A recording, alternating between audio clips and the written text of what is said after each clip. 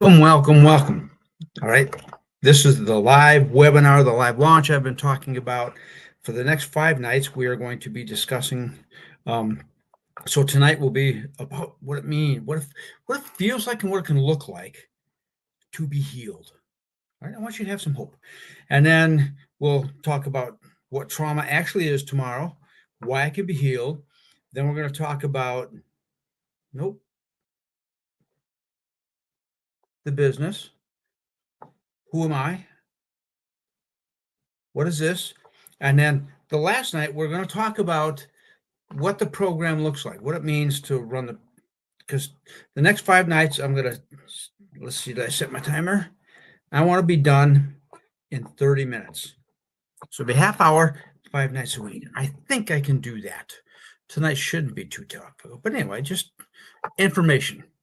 I'm not going to heal your trauma because that won't happen in 5 nights, won't happen in 2.5 hours or anything like that. But it's important that we start here. So what the heck is this? This is an anchor, obviously. And obviously for a big ship. You ever hear the phrase anchor in a storm? Well, that's what this is. And that's what I want to, tonight I want to talk about having an anchor so that as we heal, but even if you're still dealing with trauma or you've never even attempted to heal it, that you have a hope, because there's a lot of hope to have. So I want to lay some ground rules. First, we'll be doing this for 5 nights. My name's Lucky Harrison. Ooh, I got to learn how to do this with my fingers. All right. I'm a somatic trauma healing guide, former firefighter, Krav Maga instructor. I've got all kinds of stuff I've done in my life that is not on my LinkedIn profile for a good reason. It's there if you look for it. So buckle up. I'll get to more of that on the night we do this. Talk about the business. I do have 7 decades almost of lived experience, certifiable lived experience. So get yourself some water. I just want to make this short and sweet. And so one thing I will not talk to you. I will not say, oh, tomorrow the cart is open, whatever. I get what that means. I'm not going to say that. I'm just not. I am here to talk to you and probably say things you've never heard before. So make yourself comfortable. Make yourself comfortable if you can. Don't listen while you're driving. Not a good idea. But otherwise, make yourself comfortable and close your eyes if you want to. Because I want you to imagine what a healed life could look like, what a healed life could feel like. I want you to have an anchor this sized. I mean, that's a big anchor. So when the ship is out on the ocean, when things get really rough, they would drop anchor because it helps stabilize the ship. And when they get into harbor, they drop anchor. Keeps the ship where it's supposed to be. And as you can see, you've got these prongs that dig into the earth, they drag along. You've got the shaft, you've got the chain. There's just a lot of weight here because it's holding a lot of weight. Anyway, so close your eyes. I want you to just think about, let's move to the other side of healing. What that's going to look like, what that's going to feel like. I'm going to break this down into 6 different aspects of life. So the first one is, imagine having a somatic, a physiological resilience, okay? A physical one. and physiological. That's why I like the word somatic. It's knowing where your body is in space and time. And they call that proprioception. And a lot of people don't have that. Your trauma will affect that for sure. But imagine having that, knowing where your body is in space and time relative to moving, being physically active, being able to read and understand the signals of the body relative to physical needs, wants, and feelings. So not only do we know where the body is in space and time, but we're also aware of the signals of the body relative to physical needs, wants, and feelings. So in other words, you're feeling your hormones when you need to feel your hormones. Hunger, that's a real popular one. You know what it is oftentimes? Your body will feel like it's hungry when really what it wants is water. That's called interoception. Knowing the inner messages. Being able to respond to those signals appropriately. So yes, I'm drinking coffee and water.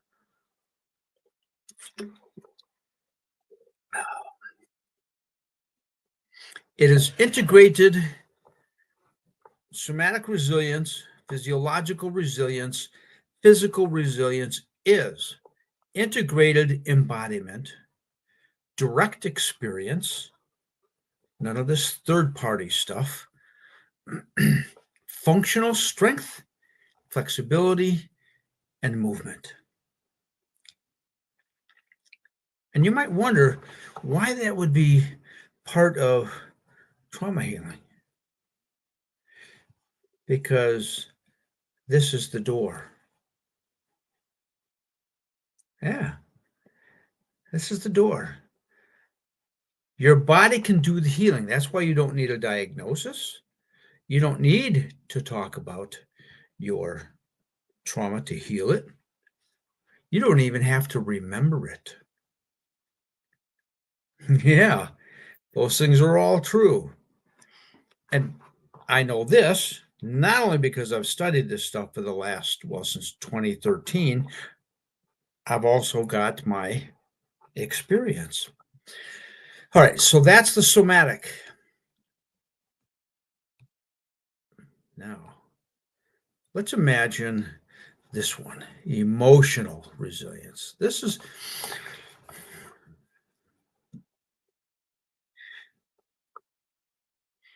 a fun one.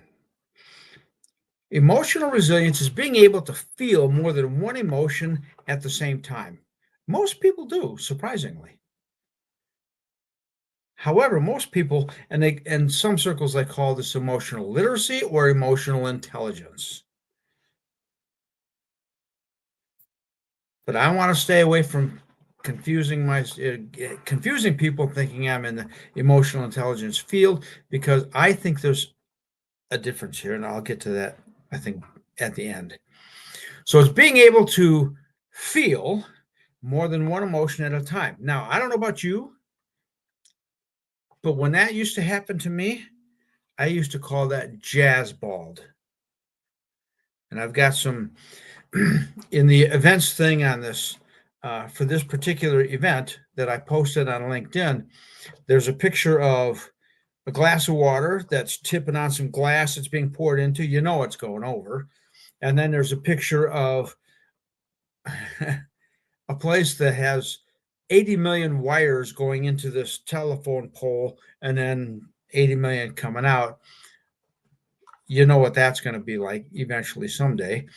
Well, that's the way I used to feel. And then the backdrop is a scene very close to here. It's magical. The picture doesn't know justice.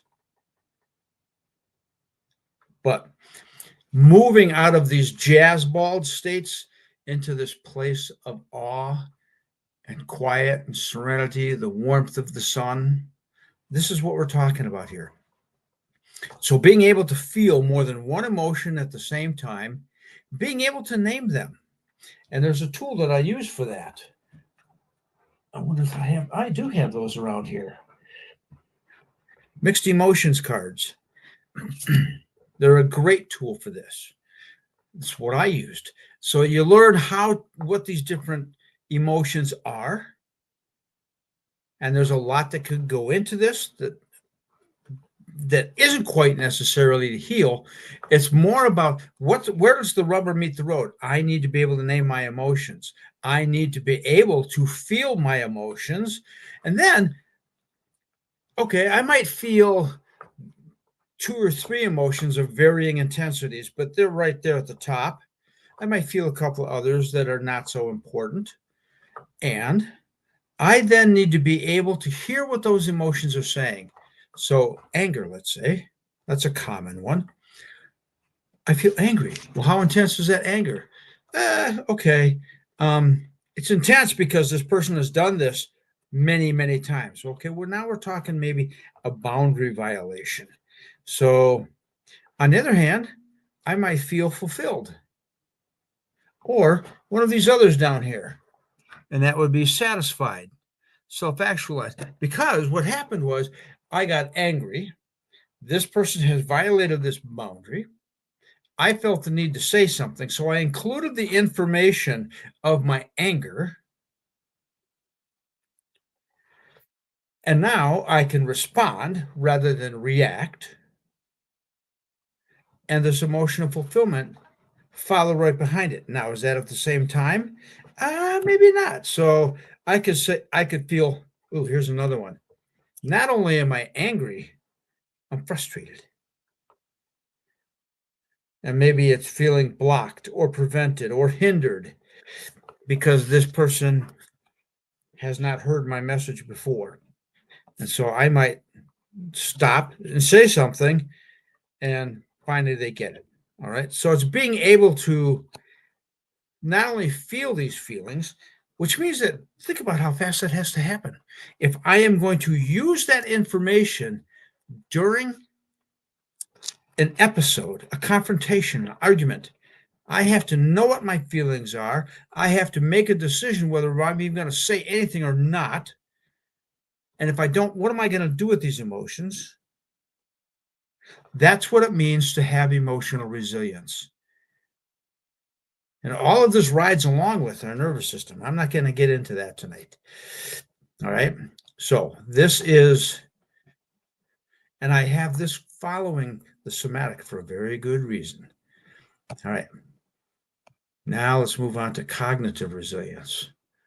And interestingly enough, I started with somatic first because sometimes, and the somatic is where the nervous system, the autonomic nervous system, that's the doorway. I was just reading today about the right half of the brain and the left half of the brain in Iain McGilchrist's book, The Master and the Emissary, and how these two hemispheres of our brain function. And of course, it raised questions for me in how does stress, because he was hinting at it in some areas, how does stress affect that relationship? And so cognitive resilience is the ability to observe, ask questions based on listening. Oh, so if you have questions, guess what? Lecky at raiseyourresilience.com. That's my name. Right there, Lecky at, nope, yep, whoop, out of the camera, at raiseyourresilience.com. It's up there in the corner. So if you have questions, email me and ask the question. By the time in the program we get to working on this, there has been enough time, hopefully, for the body to relax enough, because what stress does is it steals blood from parts of your brain that don't need it. And I'm thinking in Iain McGilchrist's book, he takes that for granted. So the safety factor has to be there in the body first. And then when we start working with emotions, we start working with new words, so forth and so on. Now we're starting to engage both hemispheres of our brain. And it might take some time to get there. So, cognitive resilience is the ability to observe. And there's tests for that. There's some interesting, it's just like they show you a picture. We did this as firefighters. You look at a picture, what do you see? You have so many seconds to make an observation, and then you had to write it down. Or you had to give a report to somebody. All right, I've got 3 people out of the car, the condition of the car, the 3 people, the condition of those people, debris that might be in the field, because this is now evidence that the police want to decide how this accident occurred. Was anybody at fault? Who was at fault, if anybody was, so forth and so on. That all comes from observing. First off, is this scene safe for me to be walking into? Are there telephone wires around? Or not telephone, power lines? Why does that guy have a gun on his hip? Is this safe to walk into? So it's just powers of observation. And then I can ask questions based on listening, hearing what's going on. And so I might hear something that might beg a question, mainly because I don't have to say anything, but if I don't think that the story lines up, or I don't think the eyes and the mouth are telling me the same thing, I might start asking some questions to get some clarity. But I get to ask questions based on listening. Then I can identify assumptions and relative emotions that are being given to me. I can consider possibilities, including abstractions and complexities. And now we're beginning to talk high-level stuff for the right side of the brain, as well as the left-hand side, with this opening resilience. Now imagine having this. Keep your eyes closed. Imagine that. Imagine being able to think more clearly, being able to plan. A lot of people can't make plans, simple plans. Hey, do you want to do this in July? Well, that sounds like fun. Put it on your calendar. Then you know not to make other plans. Okay? For some people, that is difficult. It's also the ability the cognitive resilience is the ability to learn quickly from experience. I've got some stories about that. And the last thing here, which is the harder one, is to rest in the unknown. What does that mean? That comes up in another aspect of life. We're storytelling animals, aren't we? So we just had this accident in DC between the helicopter and the jet that cost a lot of lives. And so the story has a lot of gaps in it because we don't have the answers.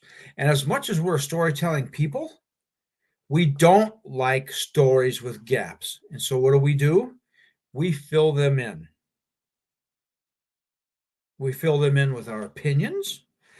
We might fill them in with somebody else's opinion, and then we retell the story. That is dishonest, for one thing, and it is not cognitive integrity. Now, with this situation going on in this crash, will we ever hear the true answers? Maybe not. There's a lot of things that happen in this world that the general public has no clue what's going on. Resign yourself to that fact now.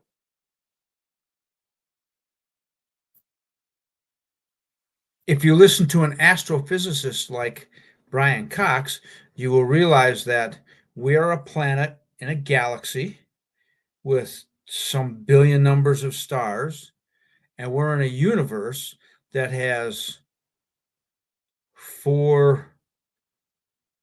what was that? It's some huge number of galaxies that have a huge number of stars in them. And that's just in the piece of the universe we can see. There's a lot of unknown there. So far as we know, this is the only planet with life on it that we have found. But we're still, I don't think we even know all of the planets and stars of our own galaxy. Yeah, there's a lot of unknown. Being able to rest in that is part of being healed. So we've got the somatic resilience, we've got the emotional resilience, but think how rich that can be. Think about not feeling stupid. Think about not feeling jazzballed, of emotional resilience where you can function in relationships. I think that's kind of cool. All right, moving on. We're going to take those 4 things, and we're going to bring them together into social resilience. All right, that's the ability to determine who's safe and who's not. Here's another ception, neuroception. And this can get hosed up by trauma. So the ability to determine who is safe and who is not. Think about your dating relationships. You got a good history there? Do you have several marriages that are in your background because you chose the wrong guy yet again, or the wrong woman yet again?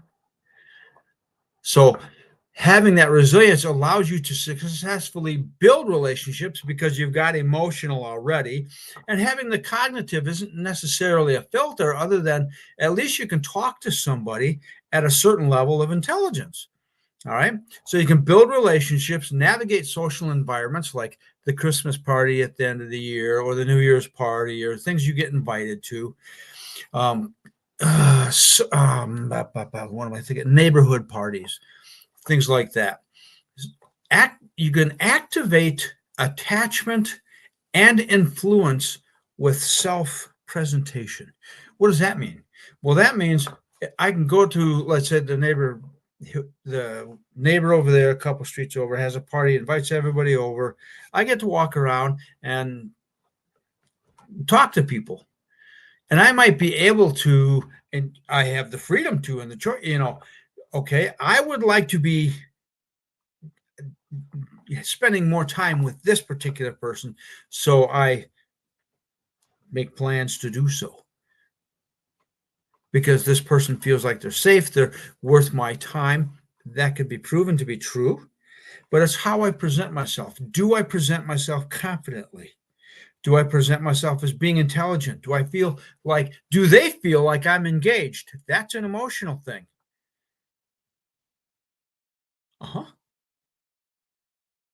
And I could even squirm in a little bit of leadership here. So, and here's where this becomes rich. It's being able to set or come to the table. And I like this because there was a guy here in town who did this regularly. He'd sit at a table outside at the coffee shop, and whoever wanted to sit down to talk to Leo could. And to find out about Leo, read Christina Baldwin's book, The Beekeeper's Question. It's kind of a historical fiction, maybe more fiction, but it includes, this is her dad. It's so rich. It's so lovely. Anyway, being able to set or come to the table and eat in compassion or companionship. There's also the concept of story catching, listening to somebody else's story. All right. That's what people want. We're a social creature.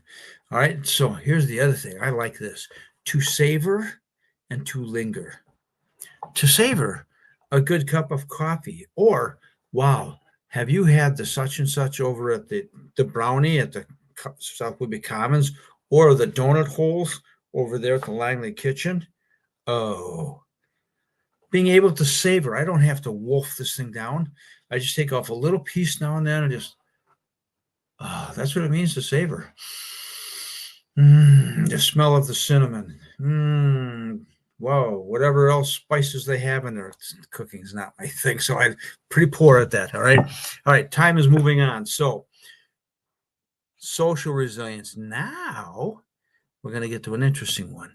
So all of that can move into spiritual resilience. So some of the ingredients include the ability to find purpose.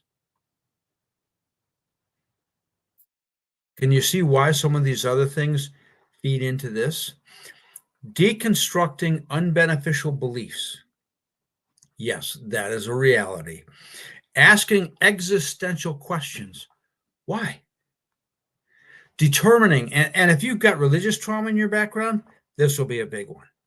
Determining and setting values and ethics. This is the hill I'm going to stand on. This might even be the hill I'm going to die on. Having self-awareness. Ooh, aspiration. And I like this one. Being inspired by vision and values. Appreciating beauty and excellence. Oh, I love that. I love that. A piece of art that I can just look at.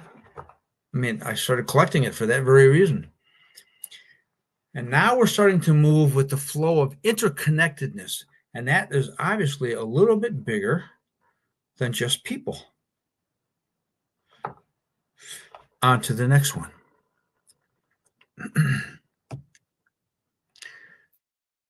I see two fields of environmental resilience. One is how I express these preceding resiliences inside of me. Am I fully inhabiting my own space? It requires a bit of healing to feel like I deserve to inhabit my own space. The walls of this room, that's a space in my space. I've got 1, 2, 3, 4, 5 rooms. All right. Do I fully inhabit my own space, my body and the space my body lives in, and then concentrically out beyond me? I can rightly say this is my neighborhood. Do I act that way? This is my job. Do I act that way? The other field is how I pulsate with the reality I live in, the planet I live in. Do I charge and discharge evenly? Remember that anger? Do I discharge it? It sure got me charged. I let that happen. Do I flow? Am I part of life and death of the ecosystem I exist in? You see all this stuff here? Yeah, it's telling me I'm a little bit closer to the death side than I am the living side or the birthing side. That's my reality. It's going to happen to all of us sooner or later. And yes, I made up all of these definitions. You see my initials down here. Here's what I want you to know. Here's what I want you to know. This can be the toolbox of your life. Having the somatic skills, having the emotional skills, having the cognitive skills, having the social skills, the spiritual skills, again, resting in the unknown, those existential questions, why, that may never have answers. Okay, I moved it. So, and then the environmental skills. Have I taken up space? Do I deliberately take up space? That's the cool thing about sitting around a table with a group of people who own their space. Because now this field, my physical field, all of these energies can now emanate out of me. They emanate out from other people. You know why a hug of over 20 seconds is beneficial? Because our fields are pulsating and flowing. Those things can be in your life with the right healing. That's what I do. We'll talk about that later. We're going to find out tomorrow night why trauma affects these things and how. The next night, we're going to talk about why that means it can be healed. Anyway, my 30 minutes is up and I made it. So again, if you have questions, Lecky at raiseyourresilience.com. And I hope to see you tomorrow night, because tomorrow night we defined stress and trauma, the relationship together, and what they do to us neurophysiologically. With that, I bid thee good night. Thank you very much for being here, and I will talk to you later. Bye.